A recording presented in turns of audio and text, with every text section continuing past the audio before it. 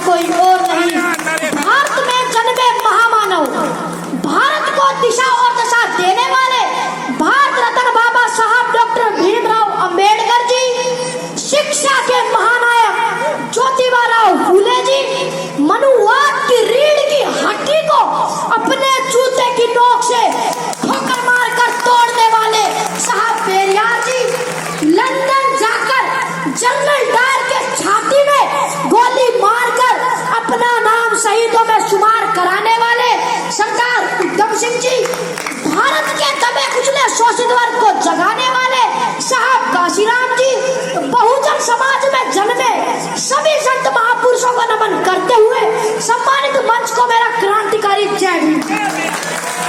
साथियों, आज 14 अप्रैल बाबा साहब के जन्म दिवस की आप सभी को हार्दिक शुभकामनाएं देता हूँ। आप सभी का आभार व्यक्त करता हूँ, हार्दिक अभिनंदन स्वागत करता हूँ। आज के दिन मैं उन लोगों के बारे में कुछ कहना चाहता हूँ जिनकी औकात चार पहल पर बैठने की नहीं थी। आज वो बड़े बड़े पदों पर बैठकर कह रहे हैं कि बाबा साहब ने हमारे लिए किया ही क्या है।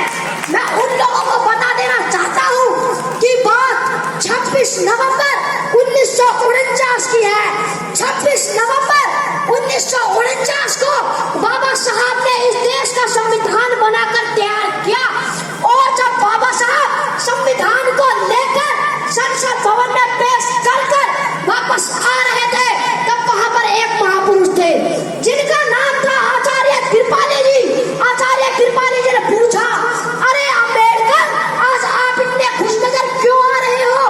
तब बाबा साहब ने जवाब देते हुए कहा कि आचार्य जी, आज से पहले इस देश में राजा रानी की कोख से पैदा होते थे, मगर आज मैंने रानी की कोख का ऐसा ऑपरेशन किया है कि आज के बाद राजा रानी की कोख से नहीं बल्कि ईवीएम और बैलेट पेपर से हो गए वो राजा बनाने का काम किया है बाबा साहब ने आपको। बाबा साहब ने आपके लिए अपनी 4 संतानें कुर्बान कर दी और आप कहते हैं कि बाबा साहब ने हमारे लिए किया ही क्या है। नींदें अपनी खोकर जगाया हमको, आंसू अपने गिराकर हंसाया हमको। ऐ मेरे दोस्त, मत भूल उस महान